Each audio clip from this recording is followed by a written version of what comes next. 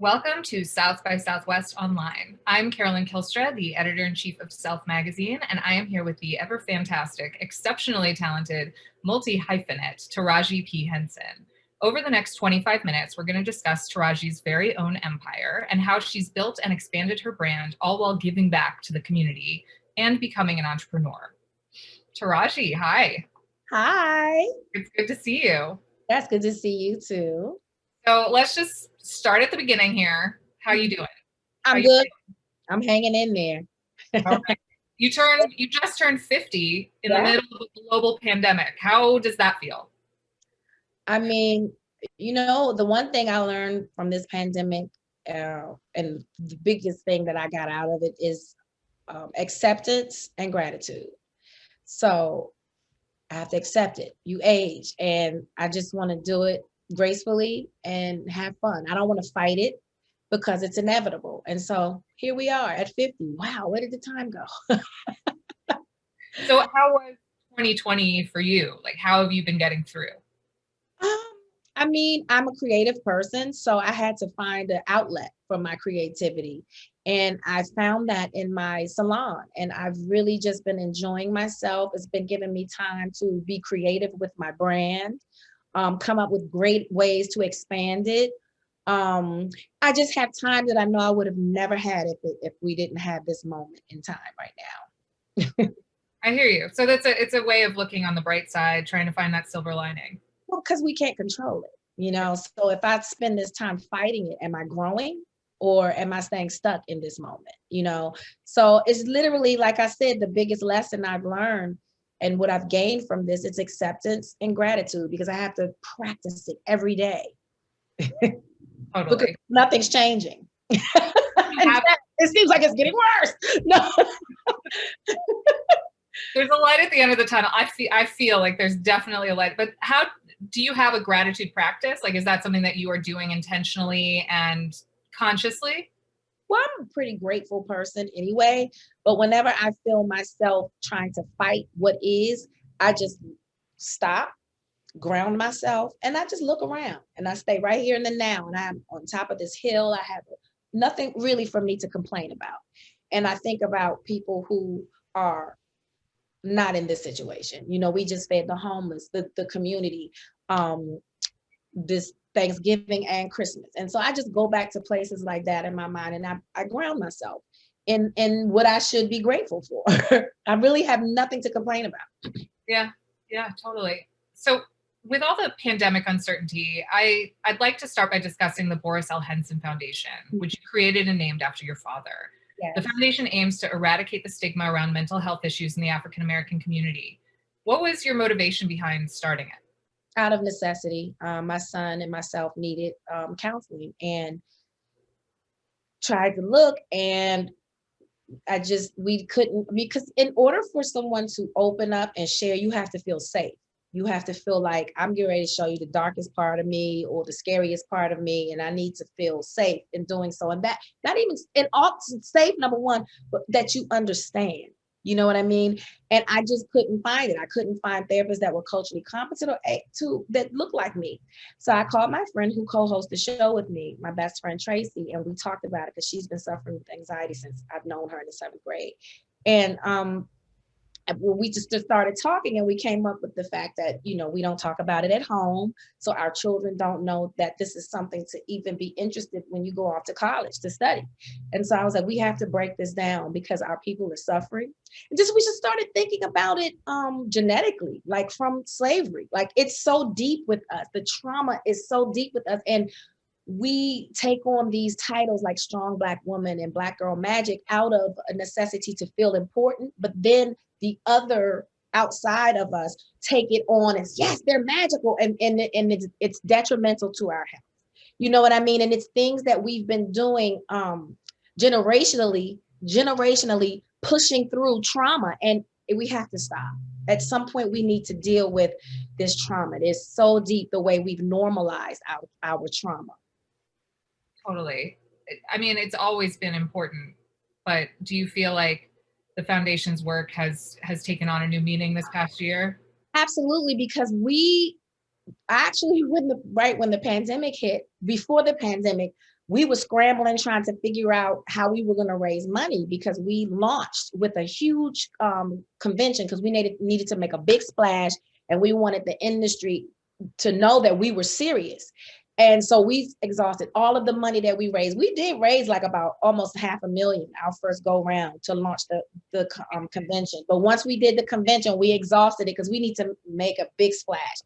And so then the pandemic hit. Again, a reason to be thankful and have gratitude, because our foundation is thriving now, just off of the word out and the way that it happened. Like, it's almost like I couldn't have written this better. I couldn't have planned this better. You know, the pandemic hit, and then now people are in dire need of help, someone to talk to. People are depressed like they've never been before. And we had this foundation. So we did the virtual fundraiser, and we raised so much money that we were able to give 5 sessions free to people of color. And what we found were that most of the people just have decided, they were their first time trying therapy, and they decided that therapy works, and they're sticking with it. I think it's like 95% of the people that signed up. And what we found was 93% were women, 7% were men. So we felt like we were failing the men. So I know, men sometimes they need to feel like a special place for them. So we carved out a special fundraiser and session just for men. And I mean, the turnout was really astounding. I felt like we've accomplished something, because it's the men that really feel like they have to be strong. And I find that across the board. That's not even just Black men. Men aren't as inclined to seek help like women, because their whole thing is, I got to be strong. I got to be strong, Right. And seeking help is in some way implying that you're not strong, or it's right. Got it. Yeah. I mean, it's so wonderful that your foundation was there at a moment in time when it was so necessary. Yes. So necessary. And it makes me feel so good at me, because you want to feel like you're doing important work. You want to feel like your work is impactful. Viola Davis and I talk all the time, and she's just like, what is the legacy? What legacy are you leaving? What is, and that's real. And I'm just so grateful. I'm just grateful that I was chosen to do this. I mean, I couldn't have planned this out or written this, even it just literally came to me, out of necessity. And that's a real story to tell. It's not like I signed my name onto a charity. Like this, right. This came organically. I mean, this was personal to you. This was based on your life experiences. Mm-hmm. So on that topic, you mentioned your show, Peace of Mind, yeah. Which you launched, or which you co-host with your best friend Tracy Jade. Mm-hmm. Tell me about the show. What do you guys talk about? How does it work? Okay, well, what I love about the show is, and what I love that we're showing is that I think sometimes in our community, for sure, not even just in our community, people think that just because celebrities have money, that somehow our problems just go away. But what they don't realize is, more money, more problems, really. And whatever problems you have, money just amplifies them a lot of times. And so what I like is how we've broken the show up. We put a face to what these mental issues look like. So PTSD, right? A lot of people think that PTSD is from a vet, you had to serve in a war or whatever. But we put a face to it. Like PTSD can be just you turning on the news, or Black people always scrolling on Instagram or social media and seeing another Black person dying with no weapons, hands up. That's PTSD. So every time my son leaves the house, my heart palpitates. I'm afraid, is he going to make it back? I'm tracking him on his phone. You know what I mean? That's PTSD. That's not good. That's not normal. I'm so happy we had Gabrielle Union on there as a rape victim. That's PTSD, So we put faces to things, and we give definitions to things. We have celebrities come on first, and then we have regular civilian people come on, so people see there's a face, so they don't feel like I'm alone. I remember when I first announced that I suffered from anxiety and depression, I was afraid to say it, but once I said it, it was like, And then everybody was on me too. And I'm like, oh my God, I'm not alone. And just knowing that you're not alone it just takes so much pressure off, and it eradicates the fear, because fear is what keeps us secret. You step outside that fear, that's when the healing begins. So then we have for the third session, I'm sorry, my allergies. The third session is we have a clinician, a psychiatrist, or a therapist come in and explain to us symptoms. They give tools, they give you exercises, things that you can do to get through if you identify with what we're dealing with on that episode. And it's just very educational. And what I hope is that I get to normalize what a session actually looks like. When you go see your therapist, you sit down, you talk, you laugh, you cry, and you leave feeling 100 times better than you did when you came in, because now whatever is bothering you, your therapist has worked it out with you, gave you tools. Now you know where to go and how to deal. And so that's literally what a session is. And I think when people think about going to see a therapist, they think sterile, they think cold and, frigid. And it's not like that. And it's in the education of, if you don't find your therapist the first time, it's like a relationship. You just got to keep working on it. There's no magic potion. You have to first realize that your first relationship is with yourself. Right. So like a lot of what you're doing, like so much of the work you're doing both with the foundation and with the show is you talk about normalizing that this is something that, dealing with mental health issues, struggling with anxiety or depression or PTSD or bipolar or what have you, the more people realize that other people are going through this too, the more likely they are to seek treatment. And then also you're normalizing what that treatment looks like. You're kind of demystifying it, making it less scary. Do you get a lot of positive feedback from your audience? Oh my goodness. When we did the bipolar episode, I get chills when I look at the comments, because you can see the aha moments in the comments. Like, oh my God, I didn't know my daughter was having an episode. Like, see, because we miss it, because we don't talk about it. We go, get your stuff together. I don't know what is wrong with my child. They need to get it together. And it's to get it together. You don't understand how complicated that is. Right. And it's because we don't know. So a lot of times we miss it. We just write them off as difficult, teenagers, they're just in the mood, teenagers, but they're really having issues. They just don't even know how to express it, because how do I say this? How do I say it?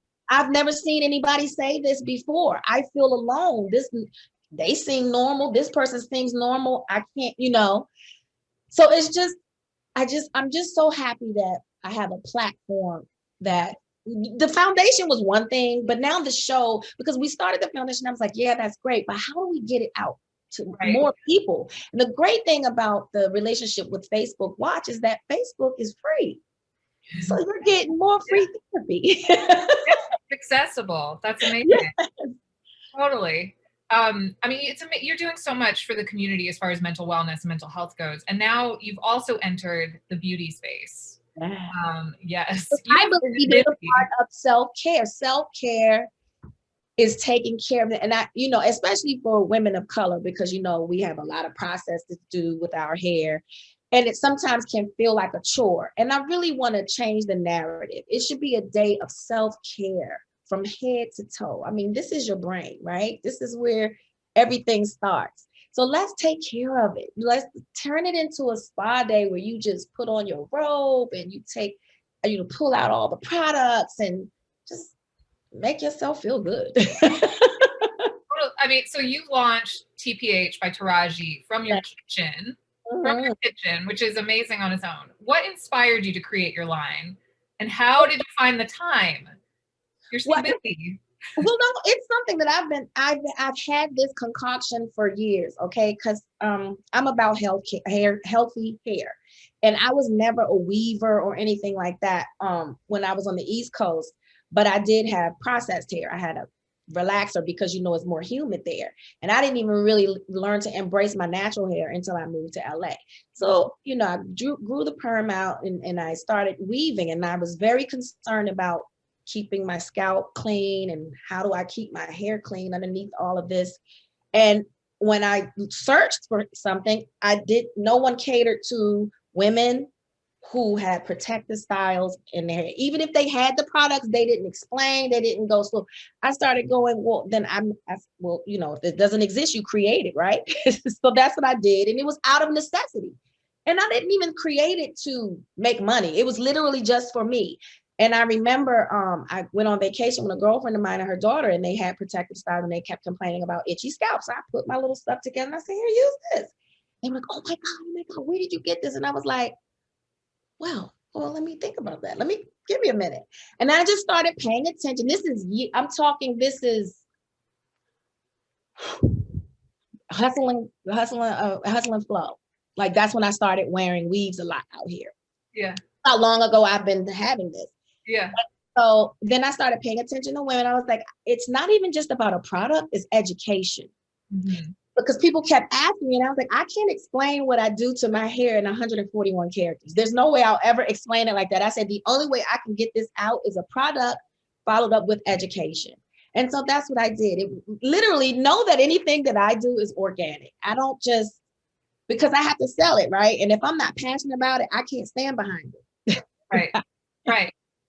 Totally. I mean, that makes sense. It's like a really smart way to think about what projects you want to get behind. Absolutely. Like, what do you feel passionate about enough to be like, you guys, you have to check this out. Now that TPH by Taraji has been around for a year, what are you hearing from fans? Like, what's it like to hear the responses, and are you adapting products accordingly? Like as a business owner, entrepreneur, what is that process like? Okay, this is the deal. See, I get, because, you know, I consumers, I have to pay attention to my consumers, right?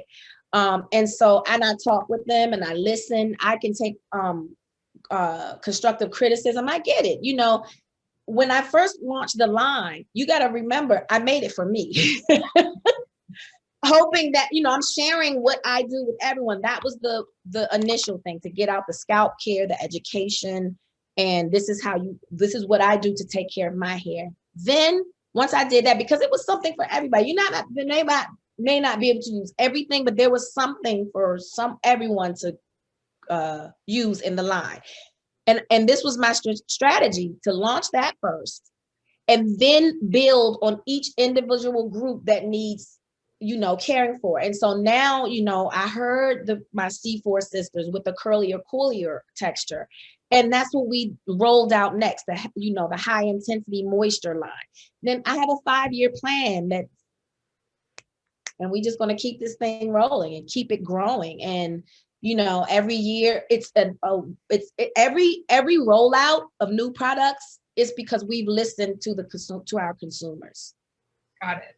Now I love my line, you know what I mean? Like, but there's things to grow upon, and right. You know, everything may not work for my hair, but I'm trying to service everybody. Right. And everybody's different, and everybody has different needs, so you got to listen, and that's interesting. That's part of your plan. That makes total sense. Mm-hmm. So of course we have to talk about Empire. The finale was cut short due to COVID. Mm-hmm. What was that like, to realize that chapter of your life was over in such an abrupt way? Well, it was bittersweet because I was ready. You know what I mean? After a while, it's time to let it just be legendary, you know, and not beat the horse over the head. And I think we did a good job. 6 seasons, that was amazing. You know, a lot of shows don't even last 6 seasons. So I was grateful for that. And just what we were able to accomplish in 6 seasons, you know? But bitter because I wasn't able to say a proper goodbye to my cast, to my crew. I'm a huge crew person. I bought these amazing Letterman sweaters for our senior year. Don't worry, I got them all out. Everybody got their sweaters, but I wanted to hand them to, we became family, you understand? And that hurt a little bit. And we didn't get to finish, like totally complete the story. And that kind of hurt a little bit creatively. Yeah, I can see that. I mean, I feel the pandemic has really taken so many milestones away from people, and those moments of connection. How have you stayed connected with your loved ones, with your friends during this time? Zoom. Everybody's Zooming. Zoom. I'm surprised somebody hasn't made a song about Zooming. I know, right? Any minute now. Any minute now. Any minute now. Do you feel like you have to try harder now that like it's not as natural to just see people around? Like, is it something that you have to schedule or? Even the people here that live in LA, like we all get tested before we come see each other. Because a lot of my friends, so we're in the industry, so we can't risk. Yeah. Because then we're risking a whole crew that is affected, and I'm very responsible, you know. So you know, it's different because you just can't. Girl, I'm out at the mall and just come over. Girl, where you coming from? What's your stats? You're like, I'll see you in 14 like days. Really weird. That's kind of strange, but yeah, there's no more spontaneity, right? No. Like you can't. Everything has to be planned out. So you also announced your first directing project under the company, Two-Faced, in which you also appear. Can we expect more directing from you in the future? Absolutely. I mean, everyone on Empire, all the producers and the actors too, were like, "You need to direct. You need to." I was like, "Nah, I don't like directing. They don't sleep. Directors don't get no sleep. I like to get my sleep. At first to come, last to leave, blah, blah." So, it's the sixth season, and I said, you know what? If I'm going to direct, it should be now. You know, why not? And I did it, and I loved it. What did you like about it? You know, the best part I liked about it was casting. Oh, interesting. Tell me more about that. Well, casting, because if you cast right, your job is easy. Yeah. You know, this actor gets it. I just, and if they need help, I can put them back in and we got it, and I noticed that the actors that I cast, easy breezy, but there were actors that were already in place, and it was like, okay. And then after so many takes, it's like, okay, let's just move on, Yeah. It's like when you have the power over casting, you're able to kind of direct the vibe in some way. Absolutely. And that's I always knew that anyway. That's what I do when I'm going into Empire. I said, the only way I'll do is if you hire Terrence, because I knew our days would be easy because he gets it, I get it, the chemistry's right, he's perfect for that character. I was like, I just saw it. And I think I have that talent, to be quite honest. That's great. It's good to know what your skills are. I would go in on auditions and I would be like, why am I here? This is so-and-so's job. Like, but I would do out of respect for them wanting to see me, but I would be like, this, and then look up and so-and-so got the job. It's like, that's what I should be doing, casting. Do you think that you're going to move away from acting and spend more time behind the camera? It depends. I still like acting. I still love it, but I've done so many characters that it's like, it has to excite me. It has to challenge me, and those scripts just don't come along as often. I really, really enjoy producing as well. I have a lot of content coming under my producer's cap. So I'm just interested in leaving an incredible legacy behind where that is inspiring those coming behind me, hopefully making their journey a little easier, and something that they can study, pull up my performances and study like I did the greats before me. Yeah. So to wrap up, as we mentioned, you are a fantastic 50. And what can we expect in your next decade? Whew. More love.